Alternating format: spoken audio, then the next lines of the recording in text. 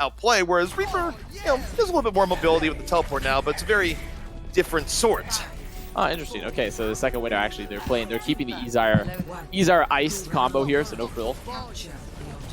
And Envy, second win rolling out here on our first map. It is going to be Ilios. You see Envy rolling out here. They have the Pharah, they have the Hanzo here, so a lot of spam, a lot of ability to break shields, try to get that early pick, set up the barrages, set up the Dragon Strikes. So, big disparity in between what both teams are playing. Second Wind essentially playing what we've been deeming almost new GOATs in a sense, where the goal is to get onto the point. It's a composition that's very good at brawling straight up. Envy, meanwhile, goal. Poke them down before they get on over.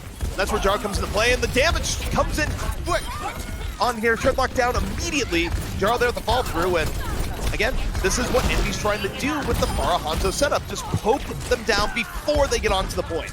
That is exactly what happened. You called it right. Second Wind tried to make a mad dash, and the dash was halted. They were tripped. Sharp already with the Dragon Strike, Jaru close to the barrage, and for second win, they've already made some adjustments here. They put an Ezar onto the Kree, so they'd rather be playing a little bit more hit skin now to stop the space, to give some of that free space that Jaru has, and remove it, so he can't just poke them for free. That said, oh, the Bio-nade to the back. Shredlock, actually in real danger here. Shredlock almost falling. That was dangerous. Flipping some good stall here from Envy.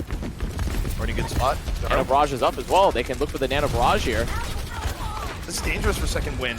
They're not exactly a mobile composition. It takes them a while to rotate. And Jaro has a perfect response here. As long as Diva's not directly in his face. He'll be rotating around, second win. Trying to head over in onto point. Heavy damage coming out, and the Bio-nade steals Ice Fate. The fall through is going to be there. Jaro drops in over the top. And Envy again, just denying second win the place where they really want to be, which is the objective. On top of that, Envy going to get the res there, and you have to love how Jaru's playing this. He's poking, he's just waiting, trying to force those cooldowns early, is not overcommitting to the fight. Because second win, they can't really chase him. There's no way that they can chase him. McCree, you can deny some of the space, but it's not like Widow where you have those incredible sight lines. And they're just losing picks consistently. You know what we're seeing here? We're seeing a game of tower defense is what this is. And right now, Envy, they're clearing the waves with no casualties. Second win having into the point here once again. And if this fight lasts too long, we're looking at a last fight territory. I'm not going to invest that supercharger quite early. See Envy getting the poke in, trying to get a DMAC, trying to get a pick with their double spam DPS comp, but not finding anything. This is such good poke coming in from Jaro. So what happens when you take a lot of poke damage? You go in an even wider rotation. That time, rotation catches up Crimzo, so this is opportunity for second win. They're going to go back, ignore the rotation, try and get onto point while they're up one, but still dangerous. Envy still poking into the outskirts. Second win, heading over onto the point. Dragon Strike, Eden, Kaden all over it. And that's the opening second win, Eden. That was a fantastic rotation for second win. You see where they outlast the supercharger, they just hide from it, as it is called. They run away from the ult, the Big Goose Major Theorem as it's called, and then they made sure to rotate and catch Crimzo, because they know that there are not a lot of people that are standalone targets that are low mobility on this comp. It's the tanks or it's Crimzo, and they say, okay, Crimzo's by far the easiest to isolate. That's exactly what they do. They get that opening pick and it removes a lot of the sustainability for Envy. Envy now already going to be making swaps here. I have to walk into a lot of ults for second win, but considering they have 99, they have time to take some dry fights, build up their ult bank. With the Batiste and Mei coming out, they're now in a much better position here to sustain the damage and also build up towards those combos they need in those opening ults. Envy can grind this down. Given that they only need one fight, they can lose next 3 fights and win fight number 4, and that's going to be enough. All comes out early, and immediately they isolate Shredlock. Man advantage here, the Envy Ice. They're trying to equalize, drops a Blizzard. Envy is trying to rotate out. Ezar punishing as they try and get on out. Ezar with 2. Top pursuit, Ice following right after. Second win might have bought themselves some time, but it's not decisive. Envy can still poke back, and if they get another pick off, they can come back in, and there it is. Now Envy, they can really apply pressure back onto the point. I mean, Sharp and Crimzo, they were getting chased, and they just rotate out. He puts the nail onto Sharp to guarantee the frag. They have point now. Second win, they have to re-rotate in. They have to touch the point. They have to deny all the value that Envy had, but all their spawners are back up. Dragon Strike immediately dealing a Shredlock once more. Envy in the driver's seat. Emergency Fist out and over. Sharp just punishing it, not suffering it even for a little bit. It's going to be Envy running away with round 1. And that is something you really don't see that you saw as much in the 3-3 that you can now see in the 2-2 is that Crimzo and Sharp, while being chased, solo turned that fight around and brought the fight back to point. He drops the nano, allows Sharp to get the frag with the pocket because they overcommitted there. Ezar did a little bit of an overcommitment, or Ice, I should say, not Ezar. And then they move to the point, they bring the fight there, and the rest of enemy spawners are coming back because of the ability for Sharp to pop off. And Sharp's ability to carry, particularly on heroes like Hanzo, particularly the heroes with mobility on hit scan, is pretty much unparalleled. And I expect his Reaper here to still be pretty decent, but Reaper is also kind of dependent on what your team is doing as well. Like, you have to be able to seize the opportunities you're given, but it's not explosive in the way that some of the other hit scan heroes are. Just solid, reliable. I think we have to give a lot of credit to Crimzo there for that play as well. Crimzo consistently landing a lot of value with his nades, make sure Sharp stays alive, gives him the nano. So Crimzo has been a consistent performer for Envy throughout all of the season. A very top performing in A-Front support. But both squads will be running this mirror matchup, the Mei Reaper, the new Goats. Just looking to see who can they isolate first. They're going to look to force the cooldowns, get a freeze, get an isolation. Evie holding 9 Numlock right now, doing much better in the poke battle. These are almost falling, and okay, Sharp getting a little bit deep in there, off on the flank. Meanwhile, second win, focusing more on the point. They rotate back over. Izar gonna catch Crimzo, and the rotation not favoring Envy at all. They had a moment of opportunity. They weren't quite able to capitalize, and very quickly do fights change back and forth. Izar cleaning up, and it was all what's so important to watch on these first fights, especially the ult neutral fights between these mirror compositions, is that Reaper rotations. Reaper rotations are so important. We saw Legion use it a lot in their game yesterday. We see Izar do it there on the first, where if you just out-rotate the enemy team, if you're playing around the shields and you find someone after they use the cooldown, you do a lot of damage really quickly, and you can get that first pick. You are the damage in this comp as Reaper. Evie gonna be taking the approach towards the back of the point now. Shield coming on over, and it's a very quick Blizzard build here from Jaru. Heavily outbuilding Iced on the other side, despite his name. What Jaro does with it here. Heavy pressure on both sides. Lessons. A little space for Envy. Blizzard dropped on down. And Iced getting frozen off on the side. Not able to get behind the shield enough to deal with the fall through. Fire up and over. So already one man advantage here. The Blizzard putting second win in a really tough spot. They're going to get frozen out. Drops the self-destruct. And second win, they're still trying to fight this back. It's not completely over. Izar wins the Reaper v Reaper battle. Here comes the beat. And second win, starting to bring it back the other way. And right now, Envy, they're going to commit the bomb. I don't know if they're going to be able to find anyone when the shield is out. They don't. Izar catching 2. That's it. That's fight. And second win, once again, what we're seeing what's so important here is that, sure, they got the early isolation of the ice. They got the D.Va out of mech. Jar built that Blizzard really quickly, but what's the finisher here is Reaper. Reaper is the finisher in a lot of these fights, and they didn't get enough value with their mail there. They didn't force enough cooldowns early when they chunk it out, and then Izar is just able to last long enough to get the value they need after they just trade out their opposing cooldowns. And Izar's had better game sense so far in the Reaper relative to Sharp. He's been able to read the flow of fights a little bit better, able to find the situation, the head and flank, and get more value, and even win the Reaper mirror. Look at that, half cool. They're heavy damage early. Supercharger down, Envy trying to fight it on back. Izar nice, a little bit low. The beat can be invested by Envy. Now they need to move forward. Sharp does just that. Death Blossom gets Mei before getting booped back, and that might be good enough with the D-Mech coming on out. It's a lot of momentum here for Envy. Sharp there and fall through, chasing down his counterpart. Second win, they're very far back. They're close to the opposing team spawn. They're getting cleaned up here now. And also, while that was going on, Envy was able to flip, but your second win, you're still in a really good spot now. You're gonna get a good 2 to 3 fights to flip this back. A lot of the presence here for second wind and for Envy, it's about the Blizzard duel that's about to happen right here. Shredlock does have that early supercharger, so I imagine if I'm second wind, I'm like, okay, we're gonna force cooldowns early with supercharger, look to put Ice in a position where either we D-Mech the D.Va, we freeze the D.Va, because of all that pressure, all that extra damage that the supercharger can bring us here. Supercharger down early from second win. Envy, you have to respect this. They're gonna back out.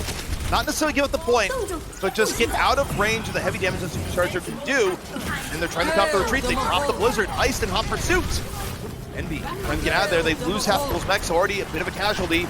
Bird doubling down, drops Coalescence right in the middle of the point. Counter Coalescence down the other side, and the Blizzard Eden! Kaden able to stop the cold. His own personal heat wave in the moment. Second win at much better spot. Izar gonna spin the win and takes down half Cool. Pilot D.Va out of there. Second win. They're gonna do it. They're gonna take this round. We're going to round 3. It's just Sharpened Fire, just circulating around, trying to get healed, but they're gonna get cleaned up. Sharp's gonna quickly use the Death Blossom, but booped away, cleaned up, bye-bye. And second win off the back of Izar, and also just off the back of excellent timing with how they're setting up their ults. That looked great. They look fantastic there. I thought you were just gonna say off the back of Izar, and also off the back of Izar. And if you had said that, I would have backed you up. I would have agreed. That was a really, really good round for Izar. And one thing that's worth noting, yes, Reaper's a hit scan hero, but how you play Reaper and how you manage your game sense on the hero, very different than the average hit scan hero in the game. And there's a world where Sharp, for as amazing as he is on your McCrees, your Tracers, your Widows, Reaper might not be his thing. I personally think Second Wind were doing a lot better job that round, at least, of recognizing, okay, we need to force these cooldowns, then our Reaper can go in. I think they did a lot better job of setting up Ezar than Envy did of setting up Sharp in particular. But now we are in our third round of Ilios. Envy not playing the May Reaper. The Second Wind will also be doing that. They're going to play the Hanzo Kree. They're going to play a little bit slower. They're going to look to get some poke here, some shield break. I still like the McCree pickup here. I mean, so long as Sharp doesn't die to early poke, because McCree has been one of Reaper's greatest counters really since the inception of Overwatch. And I think even at the Overwatch League level, people have kind of forgotten about that, and that's a quick D-Mech, courtesy of Jaru. Especially with a point like this, when you're dealing with well, is that you have a lot of space to work with. And with the strength of Hanzo right now, it's very easy to get the pressure on the D.Va. Oh no. Say that Numlock boot off the map. Disaster. Orisa, the one hero you do not want to lose early. And Fire gets the return. Yeah. And Envy also is doing a good job poking around the outskirts. They're really poking, and Sharp's been putting this McCree to good work. So now Second Wind losing pick after pick, and you see how Jaru had rotated there into the opposing main. Sharp trying to chase down that last frag. Not going to find Ezar. And the point geometry definitely working in favor of Envy. Second Wind having some trouble rotating. They're probably going to try this again.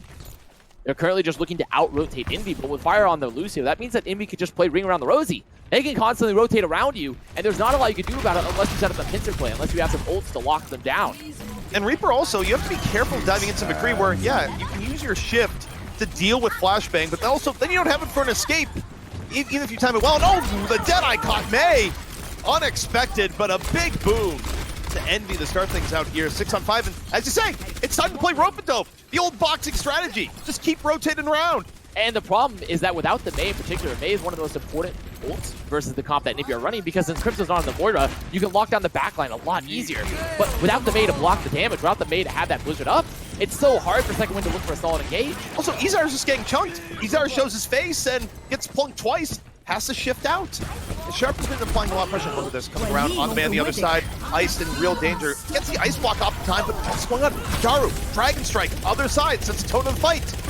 Second Wind, still fighting to a degree, but Ezar is so wounded he can't really participate. And Sharp just rotates around. It's his own personal playground. Sharp and Jaru are playing this so well right now, and they're playing it excellently in that if Second Wind aren't able to isolate them, they're saying, that's fine, they can't, because we're just going to run around you. We're going to play the off angles, we're going to hide, we're going to look for that backline DPS that we can, especially when what a flashbang gives to you. And then it's really tough for you to effectively run over Numlock and Half Equal in the front when you have Crimzo tanking. This has been really well executed by Envy, but again, a consistent McCree, it's hard to find, but we've been seeing it here, and once McCree's been out, Ezar has not got the same time. Look at that already, Shredlock takes an arrow directly to the guts. 97% for Envy. Second Wind gonna have to flip this out on Orisa. They need to look to the Blizzard here. Ice holding on to it, but Envy continues to rotate. They're not easy to catch with the Blizzard here at the moment. Ice in danger. Numlock though. Loops in the pit once more. Half goal equalizes. Second Wind in real danger. Sharp, that beat is so important. He gets out too to get tanked. The beat from Fire, allowing Sharp to live. There's still hope for Envy in this fight to turn it back, though. Second Wind have now managed to get the flip from that presence they brought in. And Shredlock is here on the Hammond. Envy's playing safe.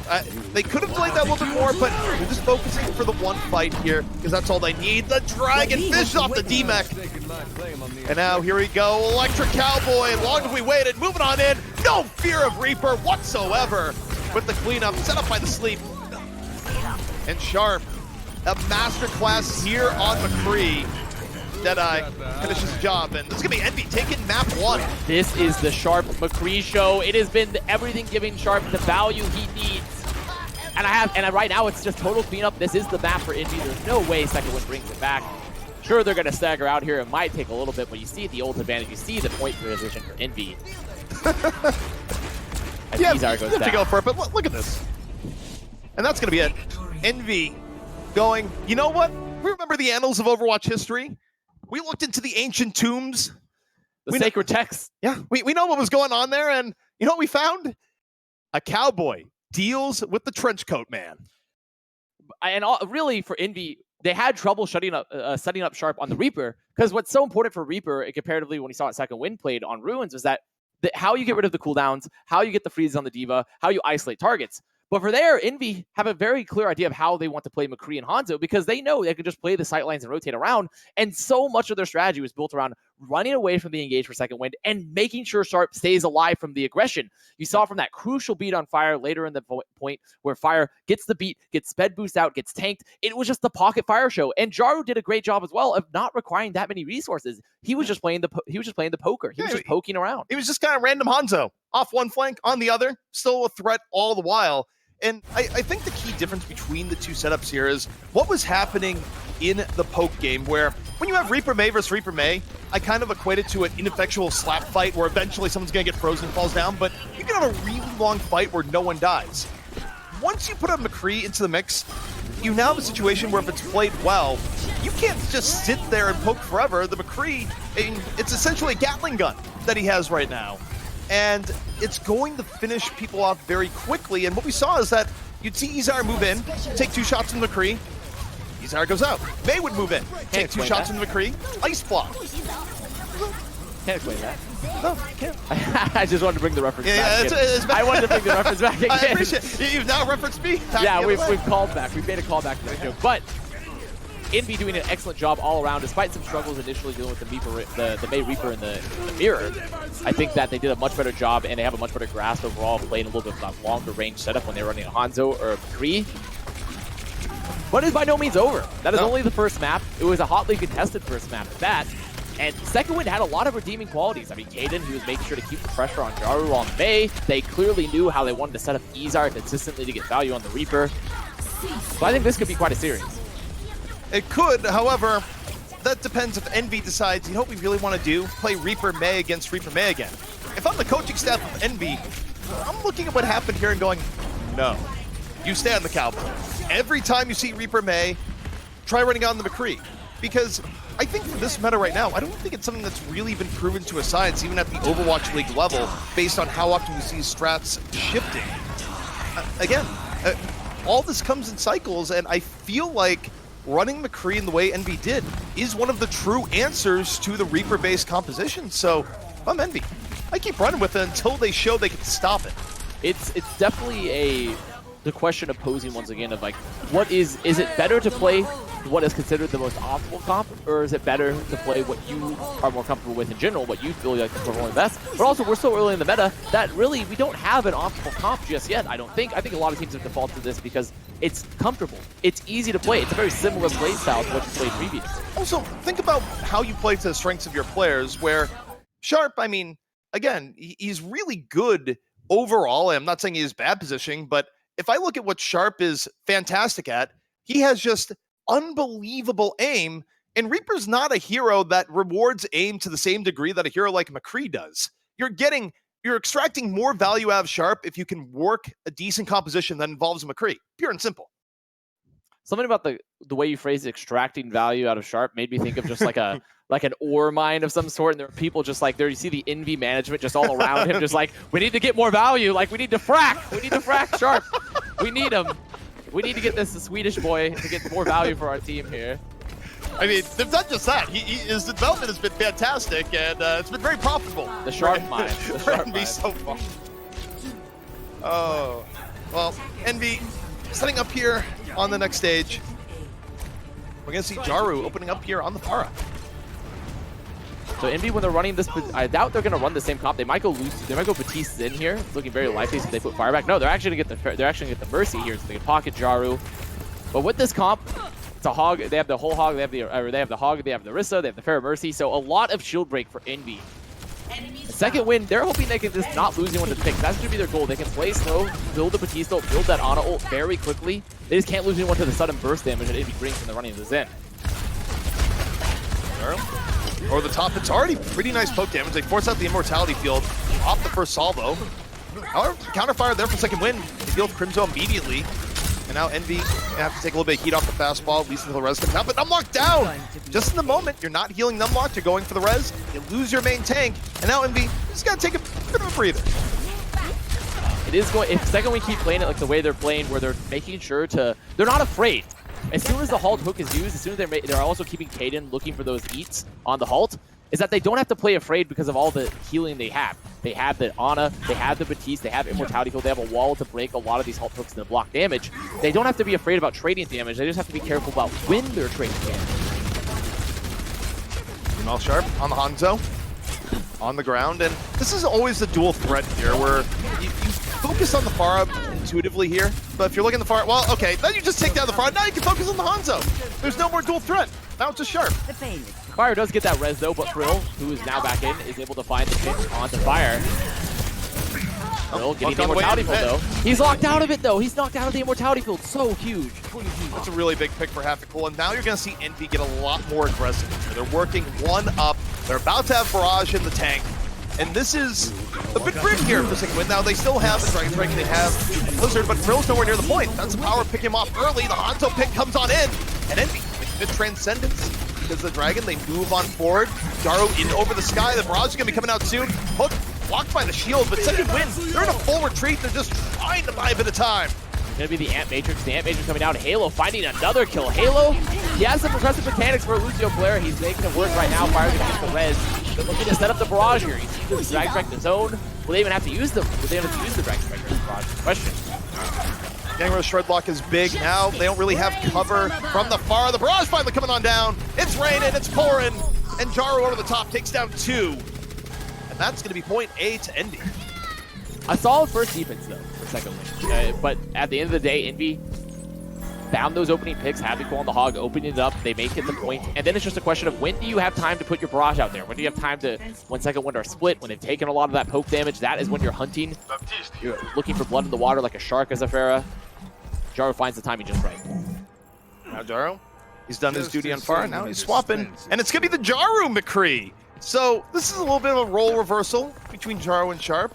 I mean, normally I'd say it's better to have them reversed, but I guess here, Sharp's already out there, so just swap. We've seen a lot of players that are hit scan oriented actually be that are rather projectile oriented still and hit scan oriented be able to play Hanzo. Hit scan Hanzo in its current state with the Storm Arrow. I mean, hit scan does not it's not really the antithetical to it. You can play it a lot. As Frill though with the poke, Crimzo down. There's no res available. Envy, they're stuck here on the flank. Can they get out? They're gonna get walled. They throw down the wall in second win. They just want to drag this out, just slowly stagger them, milk the clock all the way as much as possible while building ult. And Envy goes, okay, we're gone. But we're not gone. We're not actually gone at all. You get halted, you get walled off.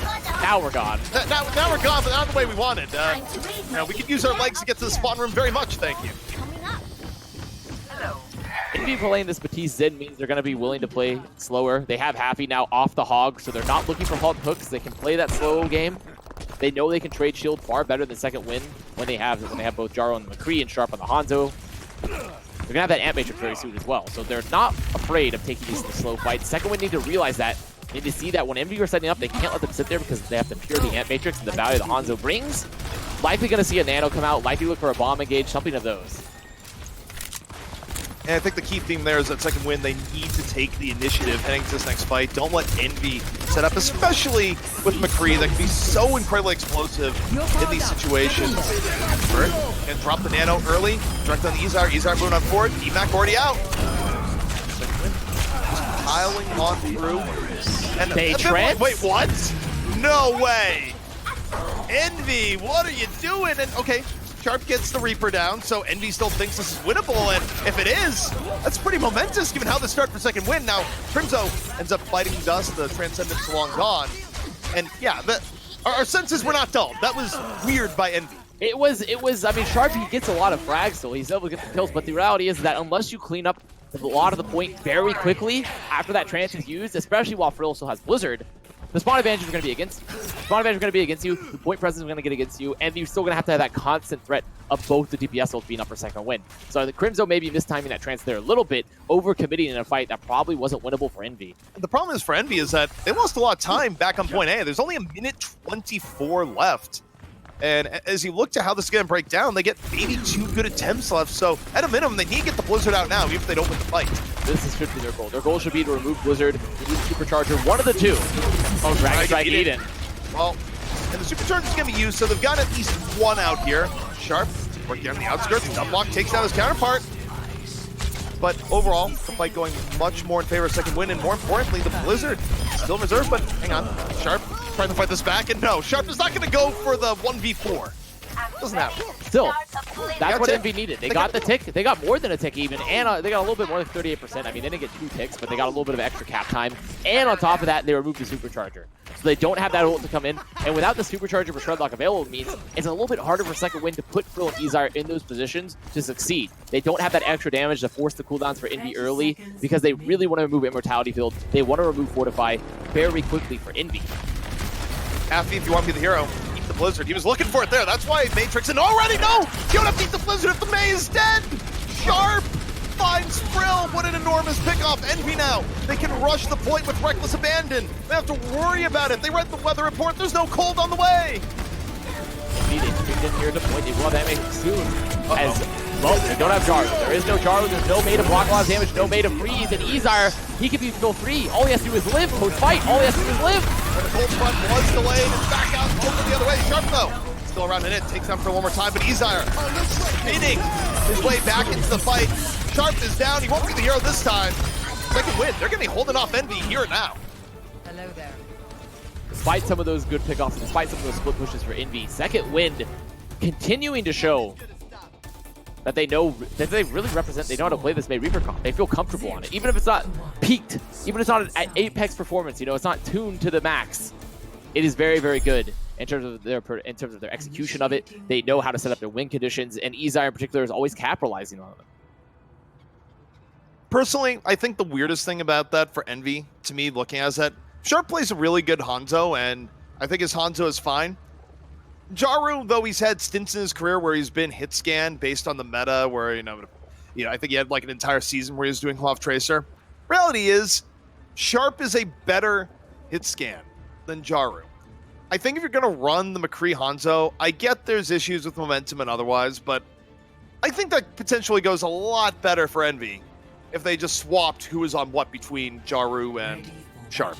Definitely would have made it more ideal. I think that point in general, playing that comp is tough because Second Wind were also noticing that when Envy were split pushing, they were putting extra presence on the front line. And when you're playing a Mei Reaper, it's very easy to do that comparatively when the enemy team is running a McCree Hanzo. You don't have to fear frontline presence. You don't have to fear taking that fight aggressively because you can just Matrix the McCree. You can just Matrix the Hanzo. Well, heading into the defense here for Envy. Envy going to be going with the Mei Hanzo Hog setup here, backed up by the Batiste. And the one thing about the setup is that this is going to give Izar a lot of room in the sky. So it comes down to the idea that is Izar going to be able to capitalize on that, because it's a good situation for Pharah, but Pharah also has to perform above and beyond. Pharah's also, especially for offense, has been, so if you're getting denied the space, if they're holding the choke close, it's also tough to get in. It can be very tough to get in here through this initial choke because of how high the buildings are. You don't have that skybox to really work with in a lot of ways, in that open air. And NBR holding close to the choke. They have the Batiste in, so a lot of damage focused here. It's going to be a battle of halt hooks in many ways. Izar taking his time over the top. That's a lot of damage being absorbed by Numlocked. Healed back up. I don't think the Immortality Field saved his life, but definitely made it a lot more comfortable to absorb that level of damage. But Envy just getting bullied back. The poke from Izar so far, more than sufficient, and Envy having to take up a less than favorable spot. Second Wind, able to move on forward through the left side. But after cool, the hook strikes, deals with the Hanzo. And now this is really going to put a damper on the pressure that Second Wind is putting in.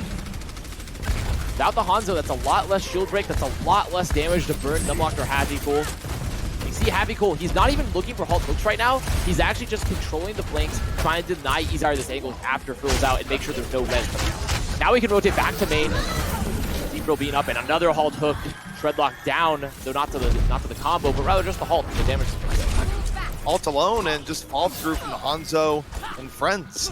Gonna be enough. And Second Wind, they suffer enough damage that they go back to the drawing board, and now down about a minute 30, and Envy still looking pretty confident here, where especially if Jaro can get a Blizzard for the next fight, it's gonna be difficult for Second Wind.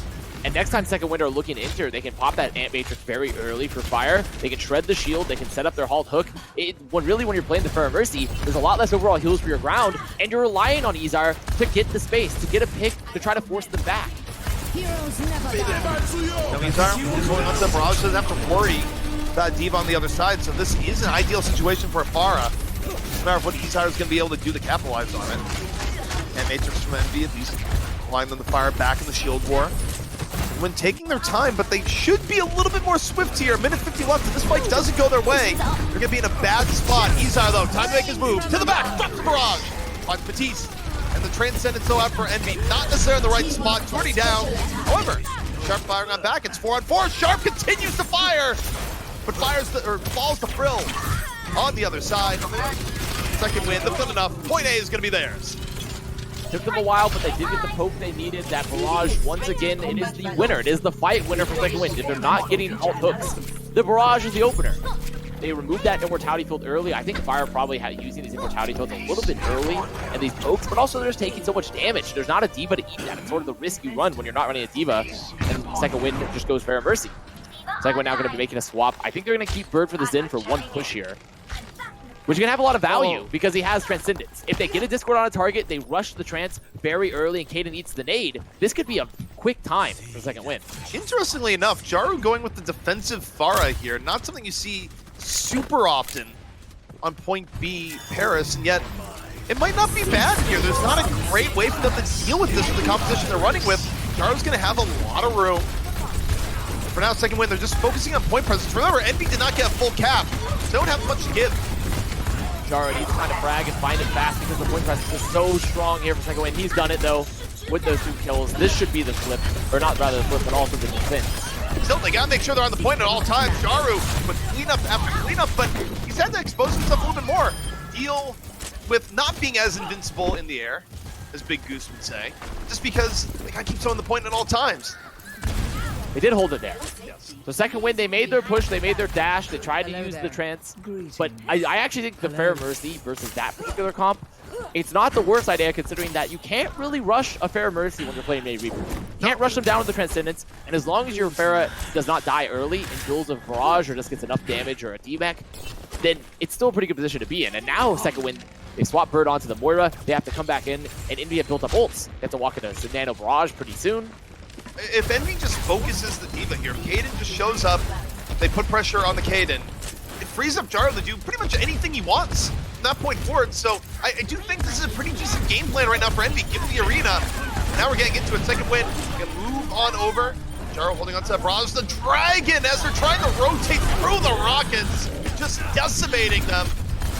Brill and Treadlock already down, and this is working out really well for Envy, and this is good for May Reaper. It's also a beautiful play there from Numlock where they get the early poke coming in from both Sharp and Jaru, and they wait for Second Wind to use some of those early cooldowns, and then Numlock halts. He halts the Dragon after the Dragon comes out because the Second Wind think they're free from it, but he actually brings them back into the Dragon. They get another sleep? Is this a narcoleptic diva? No, it's not. Close to it. That was a really long stall. And I'll hit you. We're getting close to about 2 fights left for Second Wind at the rate 1 sec. Kaden is respawned, though if you look at Second Wind's ult, Blizzard are going to be up for them soon. They're going to have that double support ult pretty soon. And Envy, they can't overuse. They cannot overuse what their ult bank is right now, because then they have to deal with the Blizzard and the tank ult for the following fight. It's going to have to be on Envy to not overuse at this coming fight. I am empowered. Meanwhile, you look at Envy. There has not been a good answer so far. I mean, the only answer there could be a Kaden. And okay, the Coalescence anti-air is what they're doing, and they're just trying to bully back. Envy, while this Coalescence is going on, they need to keep people on the point. The bomb comes out, it takes out Numlock. Numlock was one. They're taking one for the team, but already Jaru down. But he's back up. Brett is back in. Fire, though, gives a play for it. When investing the beat, this is so much point presence. Envy unable to bloody it, and that's going to be it. Second Wind taking map 2.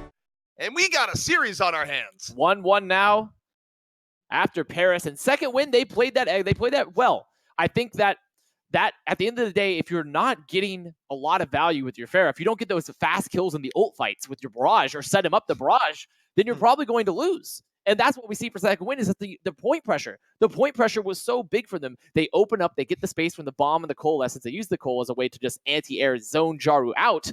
And then because Jaru at no point is able to barrage and get some early picks, and even goes down, it just means that they don't have any damage. They don't have that fight winner. No, not at all. But I have to say, 2-2-2 continues to give us chaos, continues to give us unexpected results. Envy, the kings of their division, being taken to the limit here. It's 1-1 at the half. We'll be right back after a break.